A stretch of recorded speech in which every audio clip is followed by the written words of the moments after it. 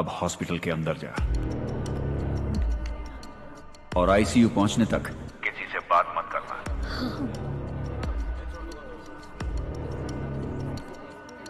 ICU के अंदर जाने के बाद तुम सबको बाहर भेज दोगी।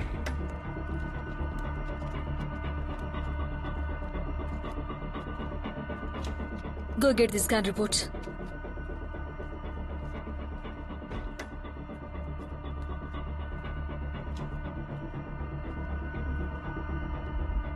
I'll stay here. You just go. Good doctor. अब कैमरा के सामने से हिलना मत। I want to see you take the syringe और उसे पूरा सेडेटिव से भर दो।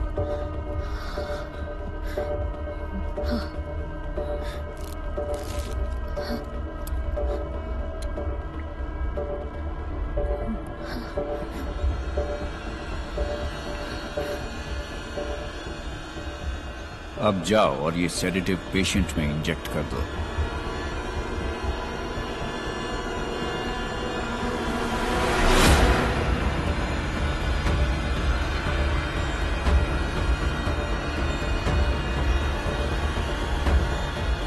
जब तक इसकी हार्ट और पल्स रेट बंद ना हो तुम यहां से हिलोगी नहीं doctor. You'll have to stay on.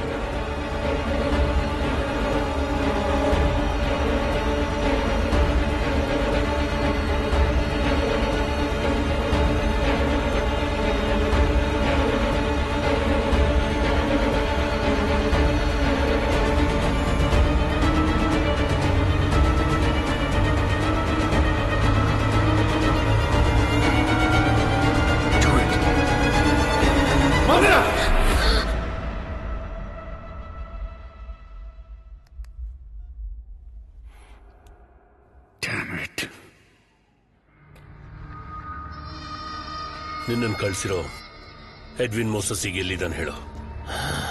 ಅವನ ಹೆಸರು ಎಡ್ವಿನ್ ಮೋಸಸ್ ಅಂತ ಮಾತ್ರ ಗೊತ್ತು. ಅವನ್ ಯಾರು, ಎಲ್ಲಿದ್ದಾನೆ, ಏನ್ ಮಾಡ್ತಾನೆ ಅಂತ ನನಗೆ ಗೊತ್ತಿಲ್ಲ. ನನ್ನ ಫ್ರೆಂಡ್ ಅವನ ಹತ್ರ ಸಹಾಯ ಕೇಳಿ ನನ್ನ ಜೈಲಿಂದ ರಿಲೀಸ್ ಮಾಡಿಸ್ದ. ಆ ಸಹಾಯಕ್ಕೋಸ್ಕರನೇ ನಾನು ಎಡ್ವಿನ್ ಮೋಸಸ್ಗೆ ಇದೆಲ್ಲ ಮಾಡ್ತಿರೋದು.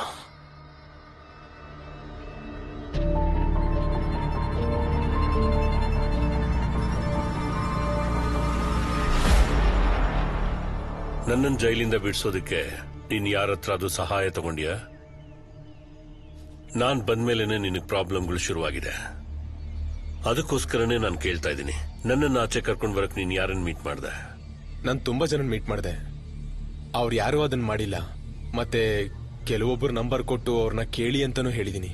ಒಂದ್ ವಾರ ಆದ್ಮೇಲೆ ಒಂದ್ ನಂಬರ್ ಇಂದ ಕಾಲ್ ಬಂತು, ನಿನ್ ರಿಲೀಸ್ ಹೋಗೋದಕ್ಕೆ ಆರ್ಡರ್ ರೆಡಿ ಇದೆ ಅಂತ. ಅದ್ರ ಬದಲು ಅವನೇನಾದ್ರೂ ಕೇಳಿರ್ತಾನೆ.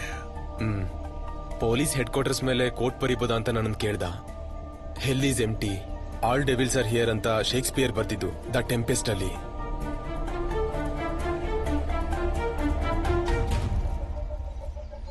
ನಿನ್ ಹತ್ರ ಇವಾಗ ಅವನ್ ನಂಬರ್ ಇದೆಯಾ? ಹಾ,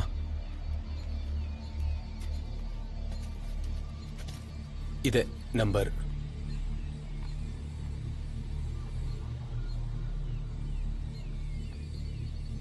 ಅಯ್ಯೋ ದೇವ್ರೆ, ಇದು ಮುತ್ತ ನಂಬರ್ ಅಣ್ಣ. ಅವನು ನಮ್ಮವನು ಅಲ್ಲ, ಎಡ್ವಿನ್ ಮೋಸಸ್. ಎಡ್ವಿನ್ ಮೋಸಸ್ ಯಾರು ಅಂತ ಮುತ್ತಾನು ಗೊತ್ತು.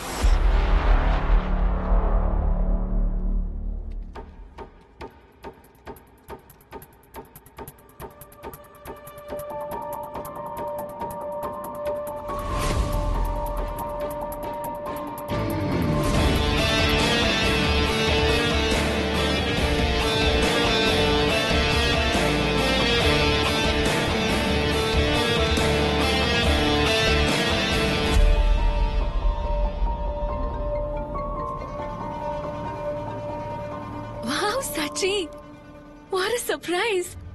ನಾನ್ ಶೆಟ್ಟಿ ಸರ್ನ ನೋಡ್ಬೇಕು, ಅದಕ್ಕೆ ಪರ್ಮಿಷನ್ ಸಿಗತ್ತಾ? ಅದಕ್ ನನ್ ಪರ್ಮಿಷನ್ ಯಾಕೆ? ನಾನ್ ಡ್ಯಾಡಿ ಹತ್ರ ಹೇಳ್ತೀನಿ. ನೀವೆಲ್ಲ ಯಾವಾಗ ಬರ್ತಿದ್ದೀರಾ? ಈವ್ನಿಂಗ್. ಓಕೆ, ಹಾಗಾದ್ರೆ ಈವ್ನಿಂಗ್ ಸಿಗೋಣ. ಓಕೆ.